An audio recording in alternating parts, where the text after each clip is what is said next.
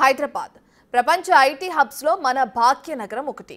అటు ఉమ్మడి రాష్ట్ర పాలనలో ఇటు బీఆర్ఎస్ హయాంలో అందరూ పాలకులు వారిదైన మార్కును విస్తరించుకుంటూ వెళ్లారు.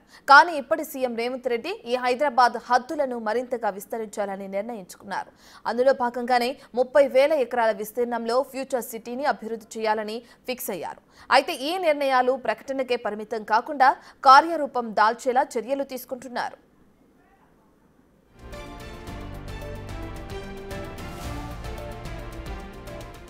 ఫ్యూచర్ సిటీలోని young India skills development university వరకు మెట్రో రైలు మార్గాన్ని విస్తరించాలని అధికారులకు ఆదేశించారు సీఎం. దీనికి సంబంధించిన కొత్త ప్రణాళిక సిద్ధం చేయాలని తేల్చి చెప్పారు. ఇక మెట్రో రెండో దశ విస్తరణ సన్నాహాలపై సీఎం ఆరా తీశారు.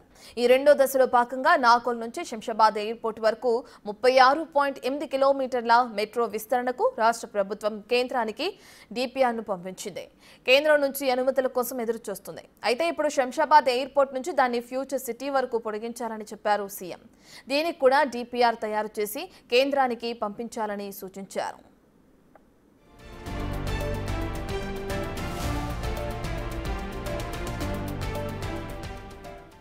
హెచ్ఎండిఏ ఫ్యూచర్ సిటీ డెవలప్మెంట్ అథారిటీను భాగస్వాములను మెట్రోతో కనెక్ట్ చేస్తామన్నారు సీఎం.